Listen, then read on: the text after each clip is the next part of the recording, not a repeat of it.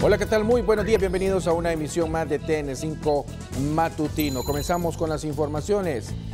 Lo más importante suscitado en las últimas horas en Tegucigalpa y San Pedro Sula en nuestra patrulla nocturna. Buenos días.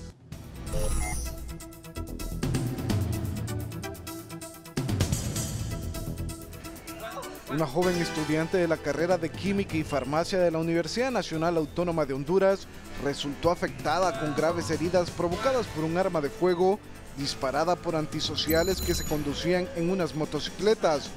La estudiante relató que a eso de las 8 de la noche se conducía en su automóvil en cercanías de la colonia Villa Olímpica y fue allí que dos motocicletas la interceptaron y sin motivo alguno comenzaron a dispararle. Por fortuna la joven pudo escapar del ataque. Pese a que resultó herida por las balas, la joven se condujo hasta la emergencia del Hospital Escuela Universitario para recibir atención médica. La joven se encuentra estable pero continúa bajo observación. En el momento que realizaba una visita a un familiar, el joven Anthony Xavier Aceituno fue asesinado de varios impactos de bala por desconocidos en la colonia Monseñor Fiallos. El hecho ocurrió a pocos metros de la Iglesia Católica Sagrada Familia de la colonia en mención. La víctima mortal, aún con vida, fue trasladada al Hospital Escuela Universitario junto a otro pariente que también resultó afectado por las balas. Dos menores de edad fueron detenidos por miembros de la Policía Militar del Orden Público en la colonia Nueva Suyapa de Tegucigalpa. Los jovencitos de edades entre los 14 y 16 años, al momento de la detención se encontraban en posesión de varias bolsas con supuesta marihuana y un arma de fuego. Ambos fueron remitidos a la fiscalía correspondiente por los delitos de posesión y tráfico de droga y portación ilegal de armas. Durante la noche del lunes y madrugada de este martes, continuó la audiencia inicial de los 8 implicados en el caso de corrupción de la Secretaría de Salud en el otorgamiento de becas a falsos estudiantes de medicina. Los encausados son Doris Obdulia Sevilla y su hijo Nelson Antonio Rivas, quienes son los únicos que se encuentran con detención judicial con la medida de prisión preventiva. Los otros imputados son Claudia Fabiola Nieto, Iris Vanessa Nieto, Noel Efraín Aguilar y los otros exfuncionarios de la Secretaría de Salud, Carla Regina Alfaro Vallejo, Ricardo Enrique Lanza y Garis Corina Zelaya. Todos ellos gozan de medidas sustitutivas de la prisión. Al término de la audiencia inicial, la juez que conoce la causa podría decretar el auto de formal procesamiento a todos los sospechosos o en caso contrario un sobreseguimiento provisional o definitivo. Más información de la patrulla nocturna con Cristian Baide en la zona norte.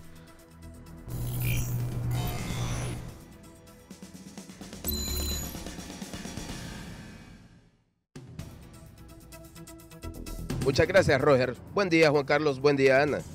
Lo que pareciera una lucha de poder entre partidos políticos dejó como resultado la quema parcial y saqueo de la Municipalidad de Las Vegas en Santa Bárbara. Anoche un grupo de personas ajenas a la alcaldía se tomaron las instalaciones de ese ente y posteriormente provocaron el incendio. Gracias a la oportuna participación del cuerpo de bomberos, el fuego no se extendió en todo el inmueble. Los daños se produjeron en las oficinas administrativas en las que se quemó documentación importante, archivos, mobiliario y equipo de cómputo. Pero la situación se tornó violenta cuando los supuestos manifestantes se enfrentaron contra agentes de la Policía Nacional, hasta el punto de tener que utilizar bombas lacrimógenas para permitirle a los apagafuegos hacer su trabajo. Se presume que habrá más protestas en las próximas horas por parte de grupos contrarios a la corporación municipal actual, por lo que miembros del Comando Especial Cobras se trasladaron desde San Pedro Sula para mantener el orden en el municipio santabarbarense, donde hace unos meses también intentaron quemar la posta policial.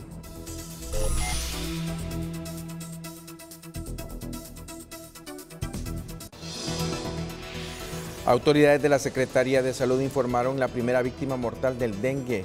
Se trata de una niña de 4 años de edad originaria del departamento de Cortés. La menor, cuyo nombre no se reveló, falleció en el Instituto Hondureño de Seguridad Social de la ciudad de San Pedro Sula, norte del país, indicó Diana Núñez, jefa de la Unidad de Vigilancia de Salud. Hasta el momento, las ciudades con más personas afectadas por dengue son Tegucigalpa, San Pedro Sula y los departamentos de Cortés, Comayagua, Olancho y Colón, según las autoridades sanitarias del país. Al igual aseguraron que en un 88% se han incrementado los casos de dengue en las últimas semanas. Autoridades exhortaron a los hondureños a no olvidar que el dengue es mortal y que el mejor antídoto es la prevención doméstica. Vamos a nuestra primera pausa comercial. Ya suman a 15 las víctimas mortales por la influenza H1N1, entre ellas la primera mujer embarazada. Al regresar le tenemos los detalles. Además tenemos todo lo relacionado con el nuevo vocero de la MASIC. Tenemos los comunicados, los 3 comunicados que dan a conocer de esta última determinación del Estado de Honduras en nombrar al nuevo vocero de esa institución. Regresamos, 5:52.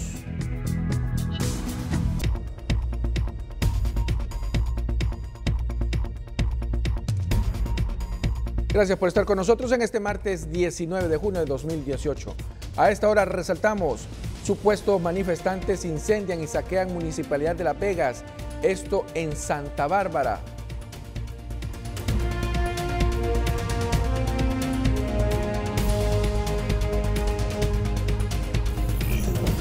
Resaltamos, la MASIC ya tiene nuevo vocero. Se trata de Luis Antonio Guimaraes, el candidato propuesto por la misma OEA y que había sido rechazado. Ayer fue presentado el presidente Juan Orlando Hernández.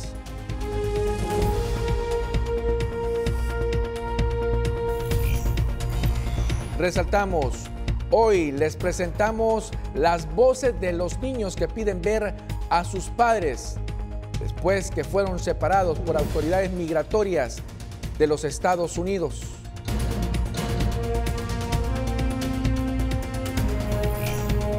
Resaltamos, economistas recomiendan el cierre de varias instituciones del Estado que solo pérdidas han dejado al país.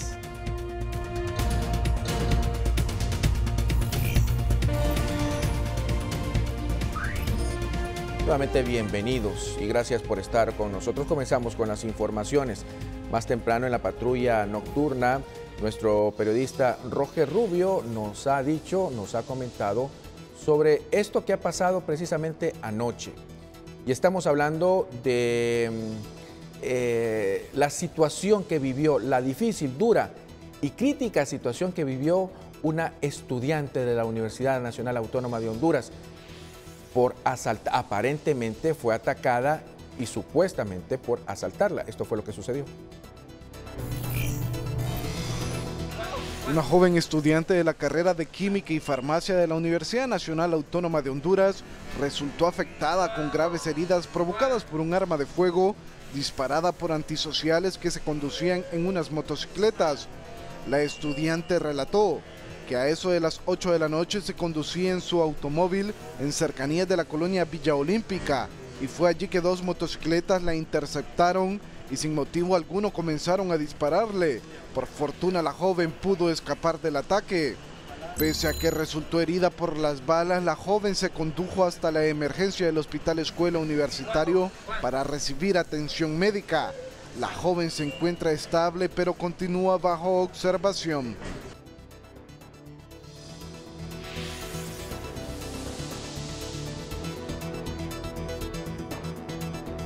Esto es lo que pasó precisamente anoche en las cercanías de la Universidad Nacional Autónoma de Honduras, o precisamente dentro de la Vía Olímpica, ya un poquito más lejano de la universidad.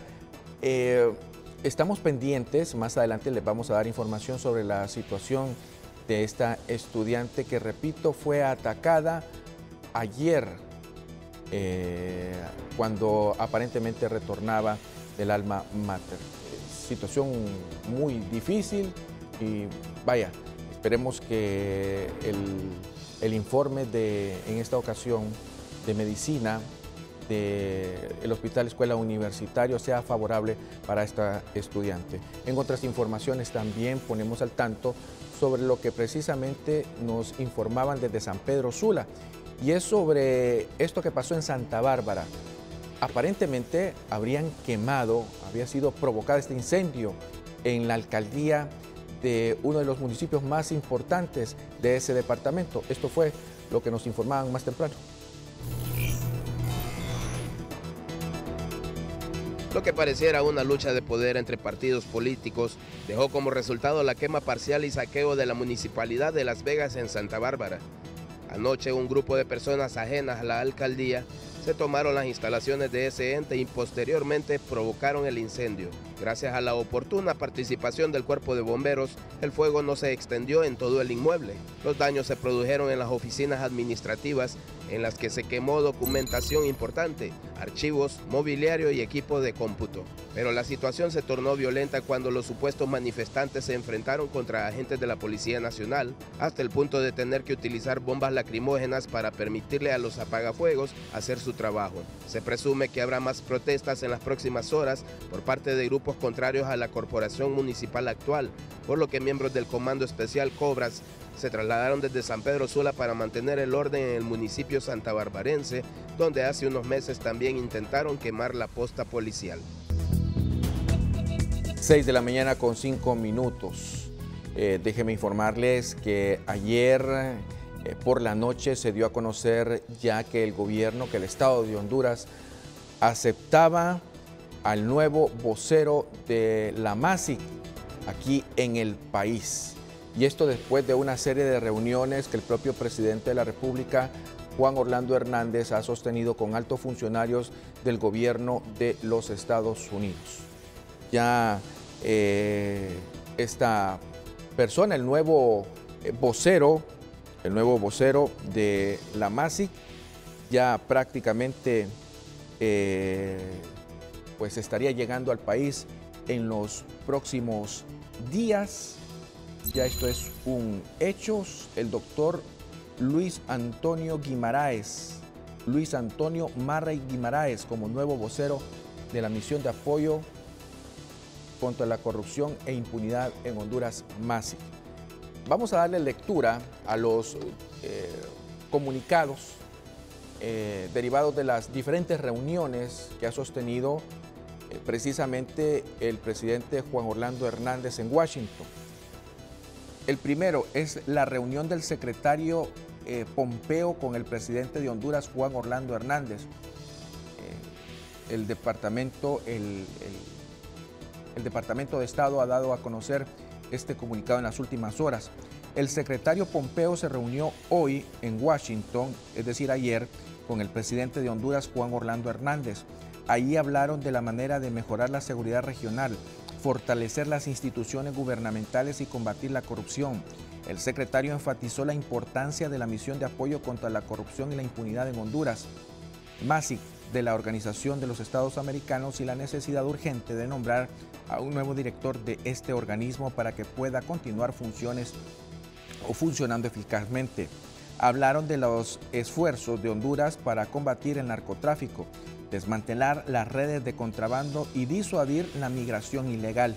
También hablaron de cómo aumentar las oportunidades económicas dentro de Centroamérica y Honduras y de la necesidad de exigir a las fuerzas de seguridad a rendir cuentas por los presuntos abusos a los derechos humanos, particularmente después de las elecciones de noviembre del 2017. Este es el comunicado dado a conocer en las últimas horas por el Departamento de Estado. Posteriormente,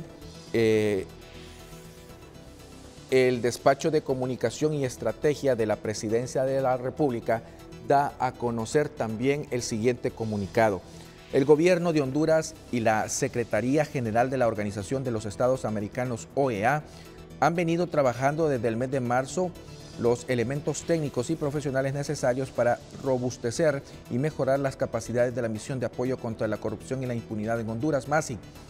En ese sentido, y con el ánimo de fortalecer el apoyo en el combate de la corrupción, la lucha contra la impunidad y los parámetros institucionales correspondientes, el presidente Juan Orlando Hernández y el secretario general Luis Almagro se reunieron hoy, es decir, ayer, en la sede de la OEA en Washington, D.C., a efectos de anunciar la designación y consiguiente aceptación por parte del gobierno hondureño del doctor Luis Antonio Marray Guimaraes como nuevo vocero de la MASIC. Ambas partes comprometieron su apoyo al vocero entrante, a la vez que reiteraron su afán de llevar adelante con neutralidad, efectividad y rigor en los trabajos las necesarias tareas para el fortalecimiento institucional, así como para acompañar la construcción de un sistema que luche contra la corrupción y la impunidad en el país en el marco de la Constitución de Honduras. Washington, D.C., 18 de junio del 2018. Posteriormente sale el comunicado de la Organización de Estados Americanos que dice así: comunicado conjunto de la Secretaría General de la OEA y el Gobierno de Honduras sobre la MASIC. 18 de junio de 2018. El Gobierno de Honduras y la Secretaría General de la Organización de los Estados Americanos, OEA, han venido trabajando desde el mes de marzo los elementos técnicos y profesionales necesarios para robustecer y mejorar la capacidad de la misión de apoyo contra la corrupción y la impunidad en Honduras. En dicho sentido, y con el ánimo de fortalecer el apoyo en el combate de la corrupción, la lucha contra la impunidad y los parámetros institucionales correspondientes, el presidente Juan Orlando Hernández y el secretario general Luis Almagro se reunieron hoy en la sede de la OEA en Washington, D.C., a efectos de anunciar la designación y consiguiente aceptación por parte del gobierno hondureño del doctor Luis Antonio Marray Guimaraes como nuevo vocero de la MASIC. Ambas partes comprometieron su apoyo al vocero entrante, a la vez que reiteraron su afán en llevar adelante con neutralidad, efectividad y rigor en los trabajos las necesarias tareas para el fortalecimiento institucional, así como para acompañar la construcción de un sistema que luche contra la corrupción y la impunidad en el país dentro de la Constitución de Honduras. Si ustedes pueden observar, los dos últimos comunicados, tanto del Despacho de Comunicaciones y Estrategia de la Presidencia de la República junto con el de la OEA, son iguales. Hemos querido resaltarlos esta mañana porque obviamente han salido en diferentes lugares, quedando constancia de lo que se llegó ayer entre estas dos personas que tiene usted al lado derecho de su pantalla, el presidente Juan Orlando Hernández y el secretario general de la OEA, Luis Almagro, donde se ha ya dado a conocer que el vocero de la misión, el nuevo vocero de la MASIC, es el doctor Luis Antonio Marray Guimaraes. Repito, el doctor Luis Antonio Marray Guimaraes. Ya es un hecho después de las reuniones que ha sostenido el presidente Juan Orlando Hernández en Washington. Pero ¿qué otros temas han tratado el presidente Juan Orlando Hernández y el secretario de Estado de los Estados Unidos, Pompeo? Esto es lo que ha dicho en su cuenta de Twitter el presidente Hernández. Es la primera vez que nos reunimos con el secretario Pompeo y esperamos que no sea la última. Confiamos plenamente en que esta puerta se abrirá en beneficio de la regularización permanente de nuestros hermanos tepecianos. Ofensiva diplomática, #Washington. Ese es el primer tuit que queremos destacar. El siguiente tuit dice lo siguiente. Y habla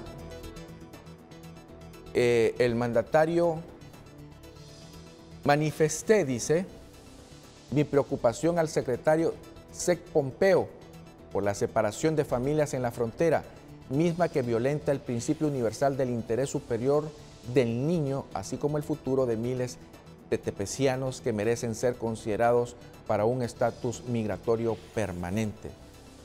Ha escrito entre sus tweets el propio presidente. El siguiente tweet dice así: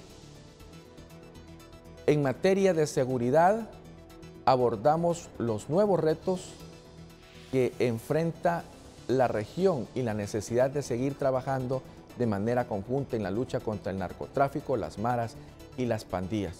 Son los otros temas que el propio presidente Hernández trató con el secretario Pompeo ayer en Washington.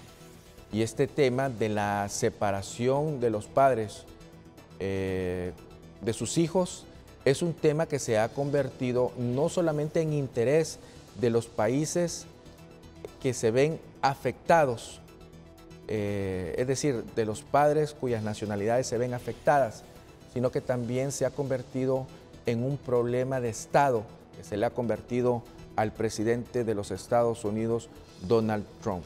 Y precisamente con esa información vamos. En los centros de detención en los Estados Unidos, donde se encuentran hombres y mujeres, se preguntan desesperadamente, fíjense bien ustedes, ¿dónde están mis hijos? Estas son las imágenes del centro de detención de la patrulla fronteriza en McAllen, Texas. Es lo que el gobierno deja ver. Las grabaron las propias autoridades. Aquí más de 1000 niños fueron separados de sus padres desde el inicio de la política de cero tolerancia. El domingo yo estaba entre un grupo de reporteros a quienes nos dejaron entrar para observar las condiciones de las madres y los niños detenidos. No pudimos grabar nada, solo tomar apuntes por políticas de privacidad del gobierno. Pero en el tour, los agentes no pudieron impedir que una madre en una jaula me pidiera información. Me preguntó, ¿dónde están mis hijos? La habían arrestado el sábado y no sabía del paradero de sus hijos de 5 y 13 años. La escena fue desgarradora después de la pregunta de la primera madre, otra madre con lo mismo, ¿dónde están mis hijos? Luego otra y otra. Todas estaban desesperadas y con lágrimas en los ojos. Un agente fronterizo que se encontraba a mi lado no supo qué decir. Imagínate tú, si tú eres madre, que te quitan a tus hijos y no te digan si los vas a ver o no. Adentro del centro encontramos más de 1000 personas en casi 17 jaulas. Cada una tenía aproximadamente 20 personas. Se dividían en grupos. En unas jaulas estaban las mujeres, en otras se encontraban los hombres adultos. A los menores no acompañados y a los niños mayores los separaban de los niños más pequeños. A un lado estaban las madres con sus hijos, al lado opuesto vimos a padres con sus niños. Yo en esta área no estamos enjuiciando a nadie que venga con niños de 4 años o menor. Con este documento, la patrulla fronteriza indica que sí les da la información a los detenidos y les describe el proceso. Paso 1, les dicen que están acusados del delito de entrar ilegalmente en el país. Paso 2, indican que en 48 horas estarán en custodia del Departamento de Justicia, donde comparecerán ante un juez por violar la ley. Mientras esto ocurre, los niños serán puestos en un centro de refugio del gobierno o al cuidado de una familia sustituta para que termine su proceso judicial. El tercer paso es ubicar a sus hijos a través de una línea para padres. El último es el ser transferido a ICE después de una audiencia en la corte. Un proceso caótico y complejo que muchos consideran innecesariamente cruel. Y ponga atención a la siguiente nota. Mire, sonidos duros. Ha trascendido en las últimas horas precisamente escuchas, sonidos, ambientes de niños que están llorando, pidiendo que los lleven a sus padres. Esto es lo que ha pasado.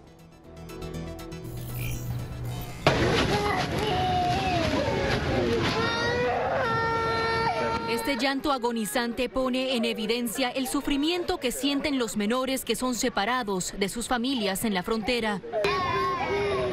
Bueno, aquí tenemos una orquesta. El audio fue grabado hace una semana dentro de un centro de detención de la patrulla fronteriza. La persona que graba se mantiene en el anonimato por temor a represalias. Se calcula que los niños que se escuchan tienen entre 4 y 10 años de edad. ¿De dónde son ustedes? ¿Y tú? Guatemala. No llores. Estos menores llevaban menos de 24 horas dentro del centro de detención. La agonía de estar sin sus seres queridos los perturba. Alison Jimena Valencia Madrid, de 6 años, es salvadoreña. Ella fue separada de su madre la semana pasada y fue identificada como una de las niñas que se escucha pidiendo permiso para llamar a su tía. Pues pues ahorita ya te ayuda para que hables, ya no te hablar. Los sollozos no cesaban. Los pequeños solo pedían por papá y mamá una y otra vez. En la grabación también se escucha el momento en que una trabajadora consular trata de consolar a los pequeños dándoles comida. Ay, no, papá. Voy a llamar a mi tía para que después de comer me venga a recoger. Cuando agarren la comida yo voy a venir para que le... Ay, no, papá. Tengo el número yo de memoria, 34. Más de 2.300 niños han sido separados de sus padres desde abril, justo cuando la administración Trump dio inicio a su política de inmigración de cero tolerancia. En comentarios, y precisamente a pesar que los grupos de rechazo ante la reubicación de menores en carpas, aparentemente la administración del presidente de los Estados Unidos parece que no va a dar marcha atrás en esta política denominada cero tolerancia.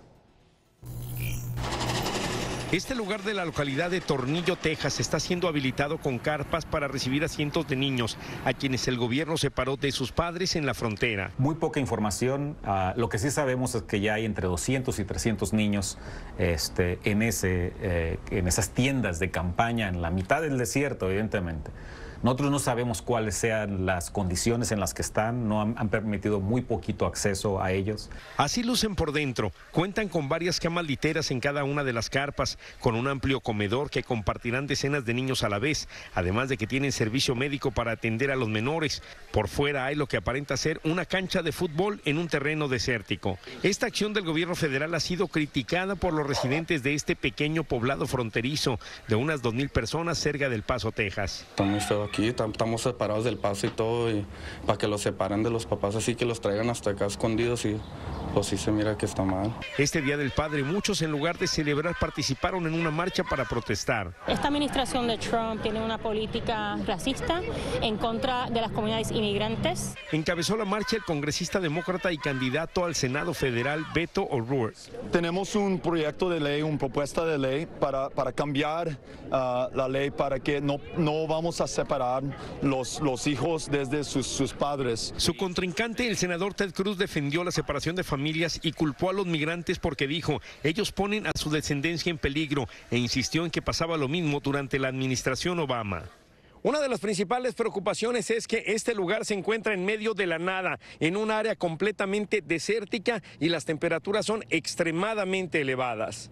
En un principio se había dicho que traerían a unos 350 niños, pero se cree que podrían ser hasta 4,000, y según este activista, podrían enviar algunos a otras instalaciones cercanas. Si no es suficiente en Tornillo, están utilizando instalaciones militares para meter a esos niños. Cabe aclarar que la Administración de Niños y Familias de Estados Unidos no ha contestado a nuestras llamadas ni correos electrónicos en los que les pedimos que comenten al respecto. En Tornillo, Texas, Juan Carlos González, Univisión. El precio del euro y el dólar es presentado por Banco Ficenza. Te conoce, te entiende.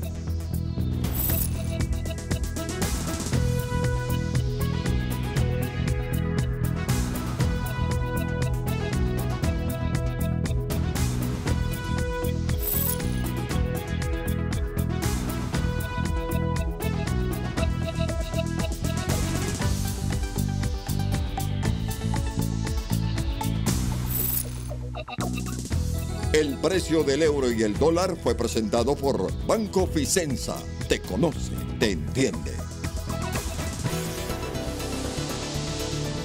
Atención, mucha atención a la siguiente información que tiene que ver con la salud de los hondureños. A este día, a esta hora, ya se reportan 15 casos de fallecimientos producto de la influenza H1N1. Incluido, fíjense bien ustedes, una mujer embarazada. Repito, una mujer embarazada. Esta es la información que se tiene al instante precisamente con autoridades del Ministerio de Salud. Se encuentra el periodista Ramón Edgardo Matute a esta hora. Ramón Edgardo, gusto en saludarte, buenos días. Así es, Juan Carlos, buenos días, Ana. El doctor Homer Mejía, él es coordinador nacional de vigilancia de la Secretaría de Salud. ¿Hay preocupación en este sentido, Juan Carlos? Antes, él nos va a explicar qué pasó con esta mujer embarazada, en estado de embarazo con influenza, que venía de un sector del departamento de La Empira. Doctor, buenos días. Muy buenos días, muchas gracias al programa de Canal 5. Juan Carlos, sí, como usted acaba de mencionar, la situación, el último deceso que tuvimos, que tenemos 15 defunciones a causa de influenza. La última defunción fue una embarazada de 28 semanas de embarazo procedente del municipio de La Iguala, departamento de La Empira. Esta señora que estaba esperando pues un bebé falleció lamentablemente, una persona que no había sido pues vacunada contra influenza. La persona fue atendida en el hospital Juan Manuel Gálvez de Gracia La Empira, luego fue trasladada para el hospital Mario Catarino Rivas, y debido también a una situación que había una toma en Chamelecón, la ambulancia que trasladaba a la paciente no pudo llegar al hospital Mario Catarino Rivas, su lugar de destino, y ella falleció. Esto fue aproximadamente hace 3 semanas, es la defunción más reciente que tenemos de las 15 a causa de influenza, y es preocupante. ¿Por qué es preocupante? Porque hasta estos momentos, este grupo de alto riesgo, como son las embarazadas, no hemos llegado a vacunar el total de embarazadas que tiene el país. Las coberturas son bajas en las embarazadas, son bajas en la población de 60 años en adelante, y son los grupos de alto riesgo. Dentro de las 15 defunciones tenemos también a personas mayores de edad, o sea, de la tercera edad, que tienen más de una enfermedad crónica y que estas personas han fallecido a causa de influenza. Por tal razón queremos aprovechar y agradecer al mismo tiempo a su medio de comunicación para llegar con un mensaje importante a la población. La Secretaría de Salud ha adelantado aún más lo que es la jornada de vacunación, la ha extendido hasta el 30 de junio a nivel nacional. Esto en vista que todavía no se han logrado las coberturas de vacunación que se desean, que son del 95%. Quiere decir que de cada 100 personas debemos de vacunar 95. Entonces, muy fundamental de que la población acuda al centro de salud más cercano. La vacuna es gratuita, segura, y por esta razón la Secretaría de Salud ha tomado como estrategia extender la jornada hasta el 30 de junio en todo el país. De la cantidad de mujeres que tiene reportada la Secretaría de Salud que están en estado de embarazo, ¿cuánto porcentaje falta de vacunar, doctor? Todavía nos hace falta un 35-40% de la población de embarazadas a nivel nacional que no ha llegado a vacunarse. Nosotros hemos estado desde el inicio de que ocurrió esta situación de influenza, porque la temporada se adelantó, ocurrió antes de que toda embarazada debía de vacunarse. Entonces, por eso tomamos estrategias de empezar la campaña de vacunación desde el 14 de mayo. Ahora, ¿qué es lo que pasa? La época estacional de influenza acaba de iniciar. Esta es la temporada que inicia el incremento de casos y que normalmente lo vamos a ver año con año. ¿Qué pasa si esta gente no llega a vacunarse? Vamos a tener más defunciones. Para concluir la entrevista, en el caso del dengue grave, ya murió la primera persona.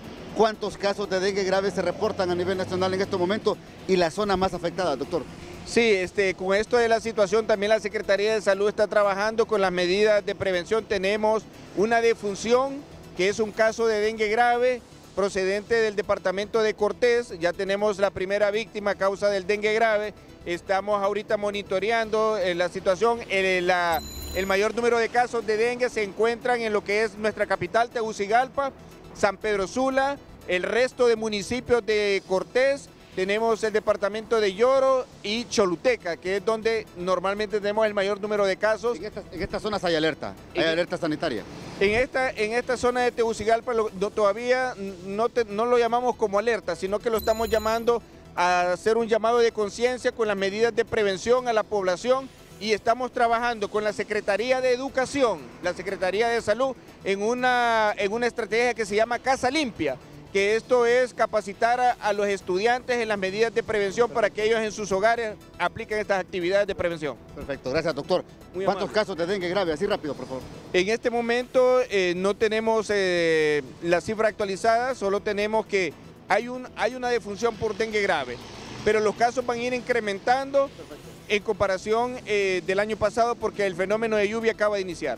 Bien, Juan Carlos, Ana, el 40% de la población de mujeres embarazadas que registra la Secretaría de Salud no ha procedido a vacunarse contra la influenza. Igual porcentaje se maneja entre las personas de mayor edad, Juan Carlos. Bueno, y qué bien por el Ministerio de Salud, que ha optado por extender aún más esta jornada de vacunación a las mujeres embarazadas. Usted que nos está viendo esta mañana, urge, si no se ha puesto la vacuna contra la influenza H1N1, debe de hacerlo de forma inmediata, es urgente.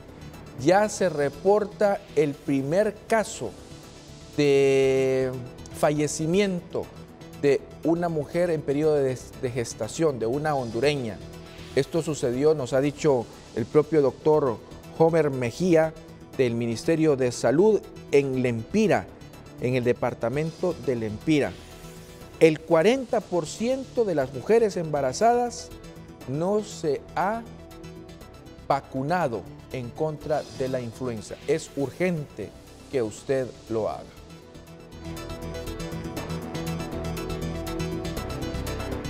En otras informaciones, el pueblo de Olanchito le da el último adiós a Guillermo Andino, director de Radio Católica, quien perdió la vida en un accidente de tránsito el pasado domingo.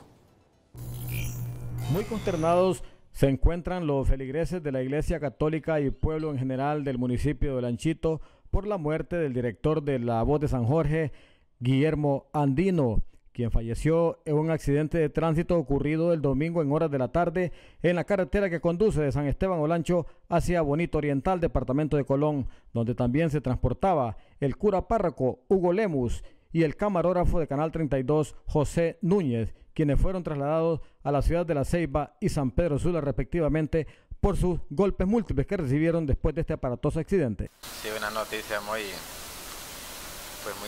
triste, muy trágica, porque hablamos con los muchachos que nunca uno espera recibir un tipo de noticias de esta, y propiamente a una persona gozando de buena salud, de su voluntad de trabajo y entrega que ha mostrado por estos medios, de modo que pues sí nos da mucha tristeza, pero a la vez sabiendo que el Señor le tiene un lugar preparado a Guillermo por su trabajo esmerado que hizo por el bien de la evangelización en esta parroquia. Con bastante dolor, porque conocíamos a Guillermo desde hace 8 años que estamos acá en la radio, y sabemos el tipo de persona que era Guillermo. El tipo de jefe en vez de jefe era un amigo para nosotros, y nos ha dolido bastante la noticia, pero es algo que Dios lo permitió y Él sabe por qué.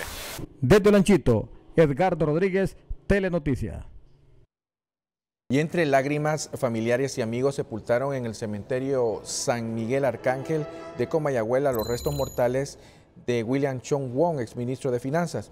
Según información, el exfuncionario padecía de cáncer de páncreas desde hace 2 años y estuvo en tratamiento aquí en Honduras y en Estados Unidos, donde fue operado y estaba recibiendo quimioterapias.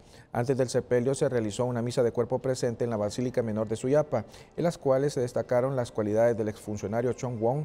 Fue ministro de Finanzas en el gobierno de Porfirio Lobo Sosa en el año 2010 al 2014 y la gestión del exgobernante Ricardo Maduro entre el 2002 y el 2006.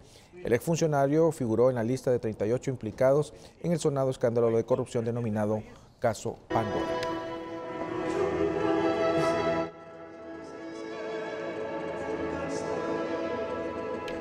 Ayer les presentábamos sobre una situación pues difícil que están pasando varios vecinos de la colonia Puertas del Sol, en las cercanías del Boulevard La Hacienda. A esta hora son imágenes en vivo de lo que está sucediendo. Solo han puesto estas cortinas de plástico para que al momento de llover no vuelva a convertirse en peligroso con la saturación de agua que pueda generar, que pueda succionar en este caso esta tierra. Han tapado y entendemos que esta es una motivación de los propios vecinos, pero a esta hora no se ha dado nada más que esta acción que esperamos desde luego las autoridades respectivas puedan hacer un poco más, porque sí es necesario. Van a continuar las lluvias según la información que tenemos. Precisamente, hacemos ya nuestro enlace con el experto en el servicio meteorológico, César Quintanilla. Listo ya con ustedes. César, gusto en saludarle. Buenos días.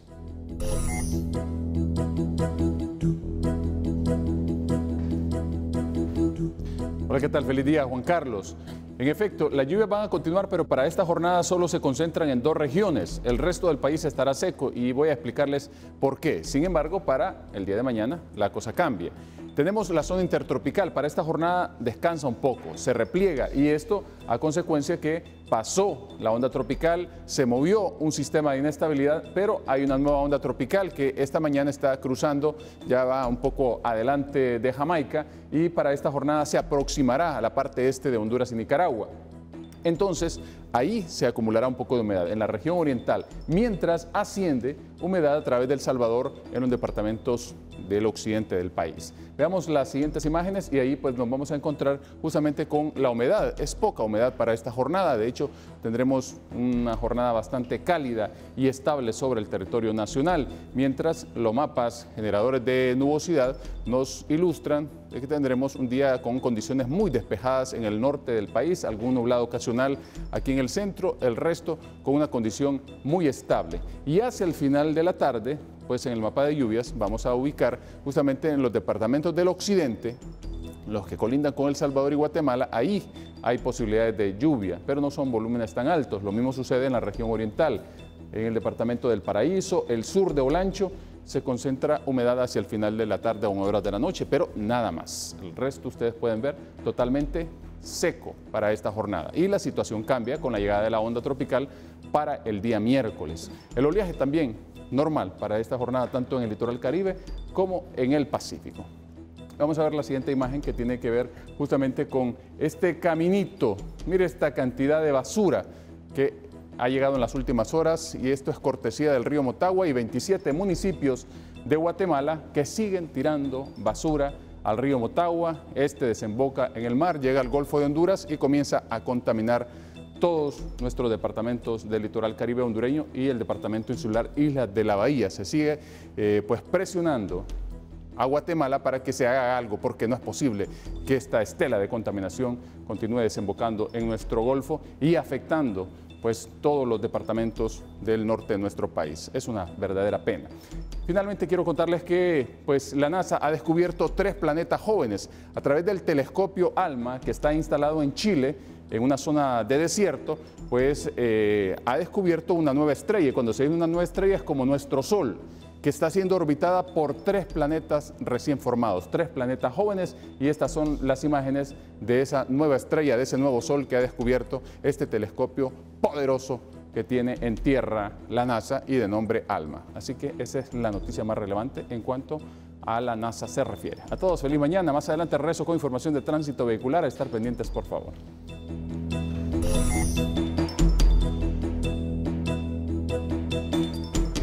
Gracias, César, muy amable. En otras informaciones, hacemos comunicación con el periodista Ramón Edgardo Matute. Nuevamente, está al habla con la abogada Ani Ochoa, presidenta del Colegio de Abogados de Honduras.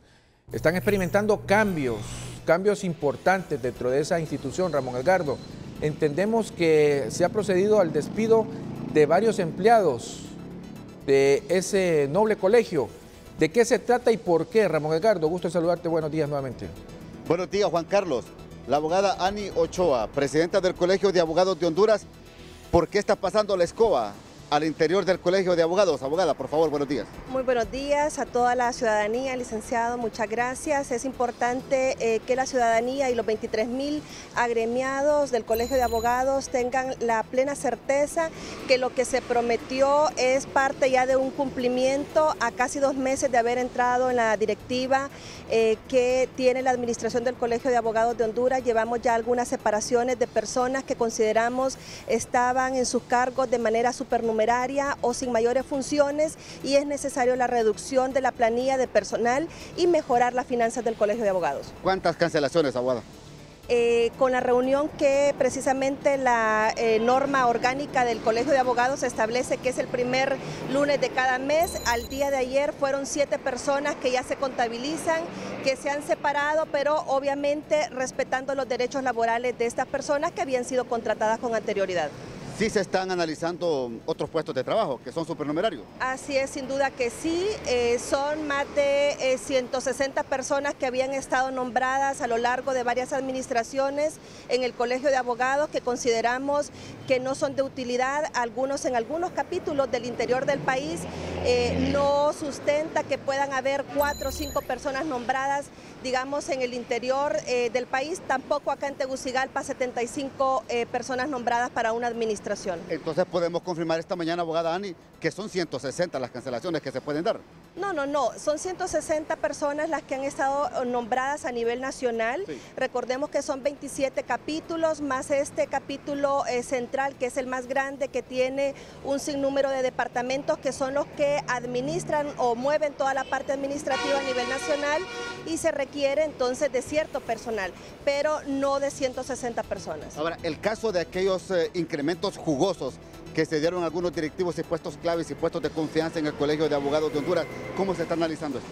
Yo creo que vale la aclaración. El día de ayer precisamente se le solicitó al personal que está en la parte administrativa que elabora las planillas y a la persona que está como encargada para poder subir a las portales de transparencia de donde se obtuvo la información. Hubo, y lo aclaro, hubo un error en donde por quitar o por eliminar el nombre del empleado para que en las páginas de transparencia solo apareciese el cargo, hubo un error en el tecleo y se dualizó o se duplicó la columna del salario a lo que eran las horas extras, aproximadamente de 15 personas, y eso duplicó la planilla, pero solo fue en lo que subieron la información.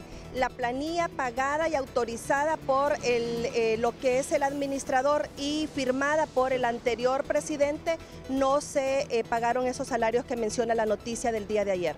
Aprovechando que también la abogada Juan Carlos es miembro de la Junta de Proponentes de Candidatos a Fiscal General y Adjunto del Ministerio Público, hoy se reúne la Junta de Proponentes y prácticamente esta semana todo indica, Juan Carlos, que se va a conocer la nómina oficial de los 5 aspirantes o candidatos que el Congreso Nacional va a escoger como fiscal general y adjunto del Ministerio Público. ¿Es así, abogada? Así es, se había determinado desde la semana pasada que estábamos convocados los miembros de la Junta Proponente para esta semana al hacer entrega a la Dirección de Inteligencia de los resultados de las pruebas de confianza.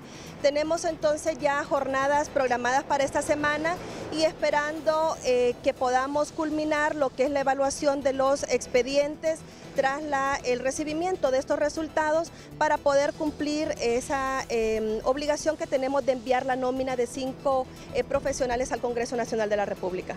Juan Carlos, si tienes alguna inquietud, te escucha la abogada Ani Ochoa esta mañana. ¿Qué podemos esperar, abogada? Gusto en saludarle, buenos días. ¿Qué podemos esperar de estas 5 personas en momentos en que, vaya, el candidato del Partido Liberal ha manifestado y ha solicitado al propio presidente del Congreso Nacional que no se vaya, por lo menos en esta semana, que no se vaya a nombrar al nuevo fiscal general de la República? ¿Ustedes están dispuestos a enviar esta misma semana entonces los 5 nombres o los 5 nominados para fiscal general y adjunto? Licenciado, creo que es importante que la ciudadanía sepa que la Junta Proponente no tiene ningún tipo o va a permitir ningún tipo de injerencia política. Constitucionalmente está facultado y tiene la responsabilidad social de cumplir con la nómina de 5 profesionales que tengan toda la idoneidad. La fecha en que se ha propuesto la Junta Proponente ya con anterioridad no obedece a ninguna situación político-social que ha estado ocurriendo en los últimos días. Se había hecho manifestación que la intención era entregarla previo que finalizara el mes de junio. Eso es lo que se está considerando. ¿Y por qué esa fecha?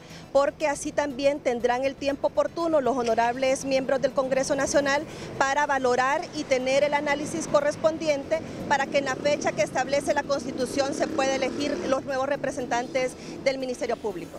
Gracias, gracias, abogado. Gracias, Ramón Edgardo, muy amables.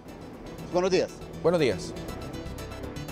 Vamos hasta la zona norte del país. La periodista Maylin Paola Coto con información de último minuto a esta hora. Maylin, ¿qué ha sucedido?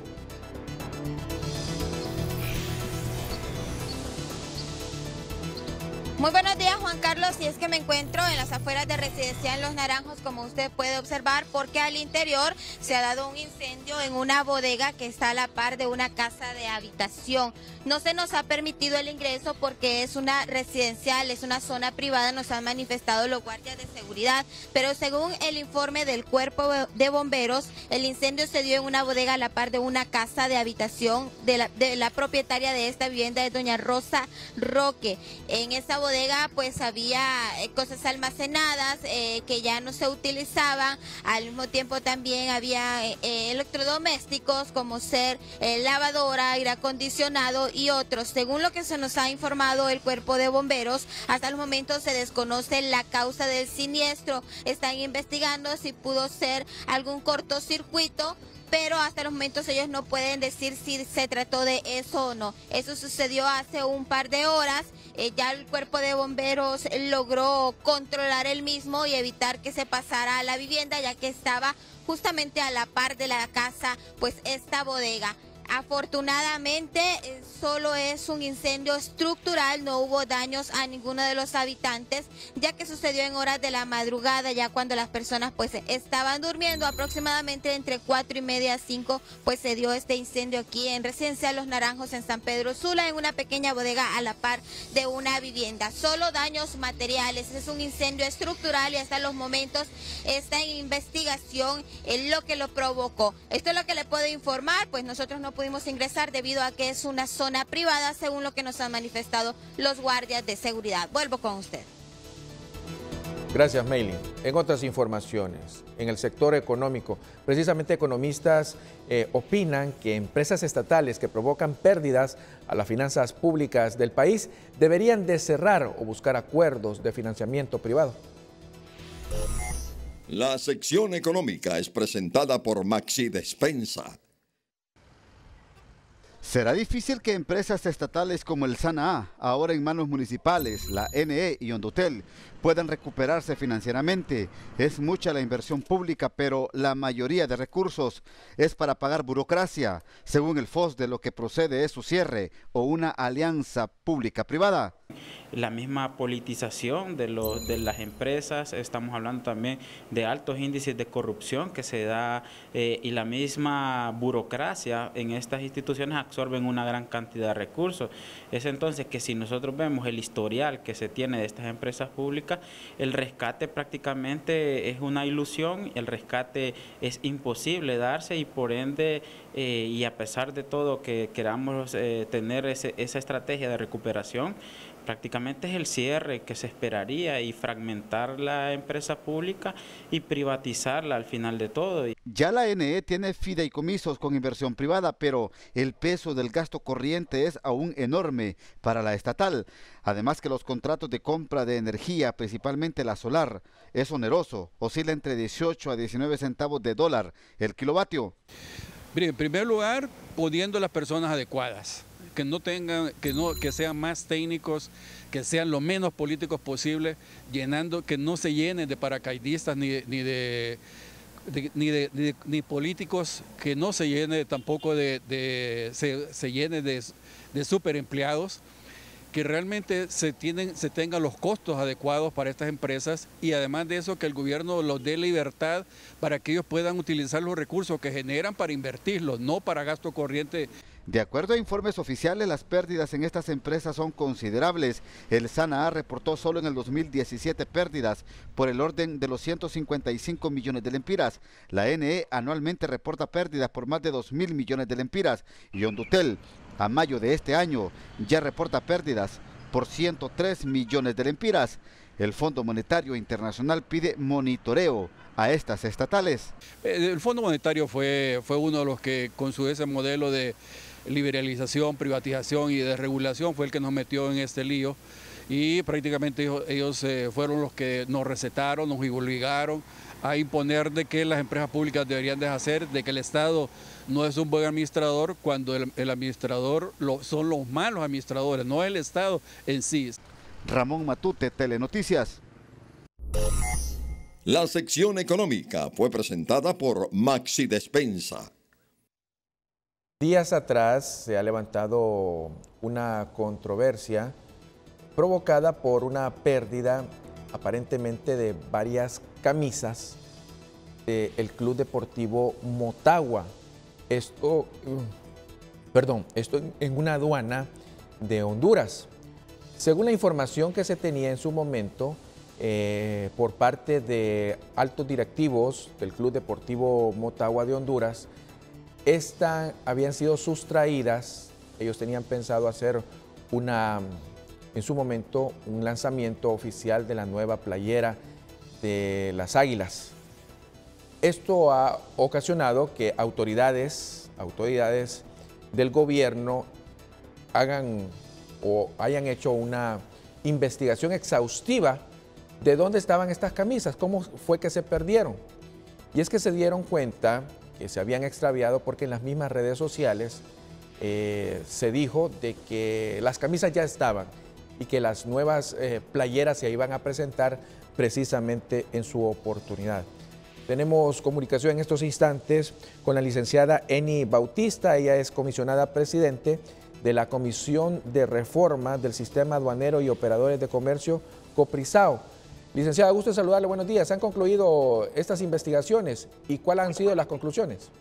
Sí, muy buenos días, Juan Carlos. En efecto, el día de ayer se hicieron 2 inspecciones, una en Aduana de la Mesa, ¿verdad?, para verificar si en el depósito privado o en la aduana había tenido algún contacto con esa mercancía, y se concluyó que en Aduana de la Mesa no, y luego nuevamente otra inspección en conjunto con la Dirección Nacional de Investigación Criminal y la Asociación del Club Motagua, y en efecto también se verificó que la aduana no tuvo nada que ver. Lo que se hizo fue a solicitud de la Asociación Club Motagua una verificación previa, que eso lo respalda lo que es el Código Centroamericano de Aduana, ¿verdad?, el Cauca, y ahí se pudo constatar que hacían falta 2 camisas, ¿verdad? Dos camisas, y con esto también libera a la aduana de responsabilidad, ya que en ningún momento se tuvo contacto con personal de la aduana hasta el día de ayer que se hizo la revisión previa, ¿verdad?